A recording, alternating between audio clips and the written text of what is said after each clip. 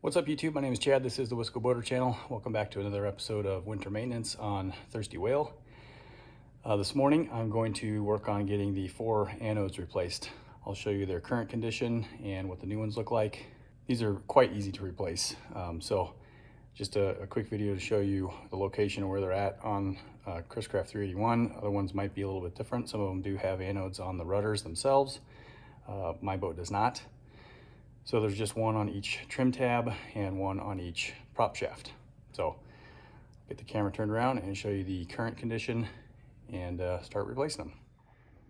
So this is the starboard side trim tab anode. These are a year old and I probably could get one more season out of these, but for $100, it's cheap, fairly cheap insurance against corrosion, so they're also easier to replace if you don't let them go too far into the next season or into a second season. Running 2 seasons on anodes, they really do degrade fairly quickly. So they started as a smooth surface and end up looking like this. You'll see what I mean when I show you the new ones. And the port side over here, and then we'll go under the boat.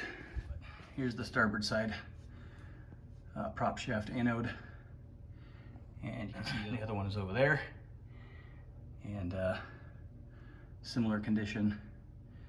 We'll get those pulled off and take a closer look. The new ones, so that's a brand new prop shaft anode. These are magnesium. You can see there, freshwater Mg for magnesium. There's no zinc in these. These are commonly referred to as zinc anodes, just as a common name, but there are different types of metals that are used for different bodies of water. So these are made by Martyr and available on Amazon, about 26 bucks each, so just over $100 for the set of 4 that I need for my boat. So I'll get things set up and we'll start pulling these off. Okay, for the prop shaft anodes, you need a 3/16 hex head wrench. And these are usually a little bit stuck, but once you break them free, they come off very easily.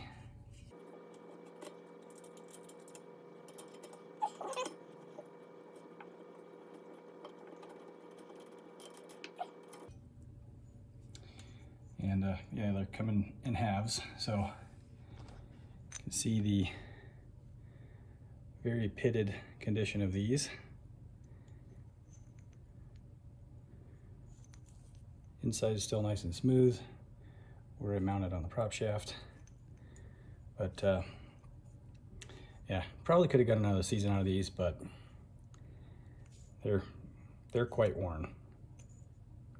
Next year they probably would have been almost gone. Before I put the new one on, I'm just going to wipe the prop shaft off, just with some water, paper towel. Anodes are used for protecting other metals from corroding against galvanic corrosion. So the idea of these are sacrificial, obviously, and these corrode first before any other types of metal on the boat are affected. So I do like to take the stickers off. I don't think you have to, but I always do.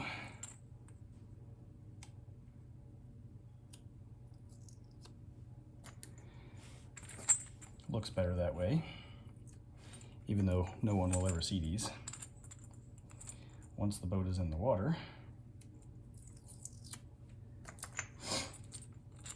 stickers are off.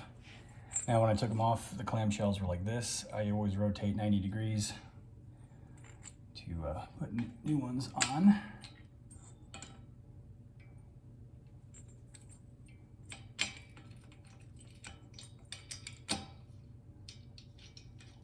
And you can get the bolts started by hand.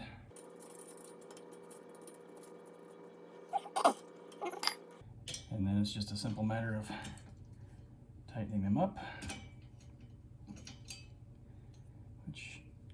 right-handed, so that doesn't usually work very well using my left.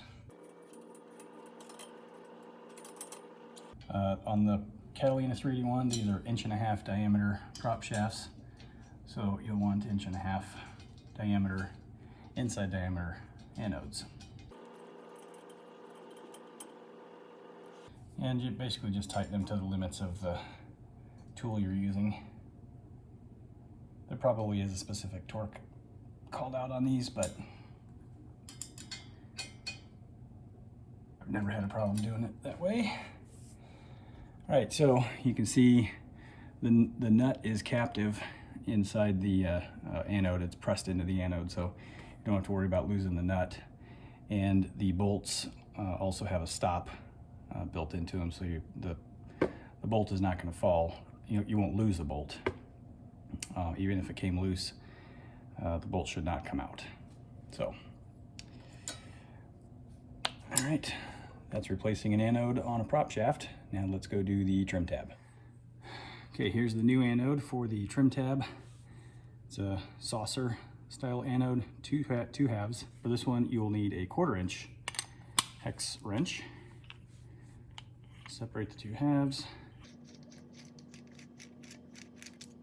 And this one, the bolt does come out. And the stickers are gonna prevent the halves from coming apart, so we'll take the stickers off. And of course they put a UPC right on these, and that's a paper sticker, so that's just gonna peel off in pieces. That will get the plastic stickers taken off. Again, these are also magnesium. Trying to get as much of the paper off as I can. Of course, the paper's gonna degrade in the water and eventually just fall off, but get as much as I can off. You can see it's coming off in tiny little chunks. Okay, stickers are off on the new ones. And on the old ones, again, 1/4" hex head wrench.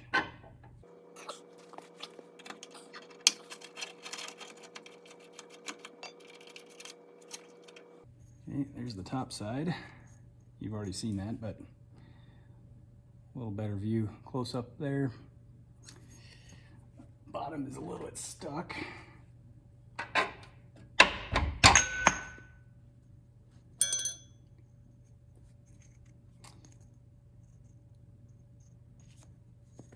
Kind of interesting on this one, there's a ridge all the way around. Huh. All right. My paper towel.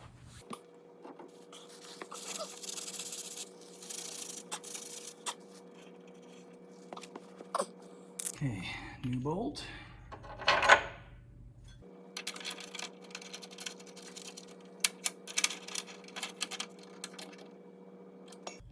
That's all there is to it. New anode, top and bottom. All right, so I'll go do the other sides. Same exact same thing as this, but I'll get those replaced and show you the whole thing all wrapped up. There's a little plastic washer that retains the bolt on the inside. So unless you loosen them up all the way, which isn't necessary, the bolt will stay inside the anode.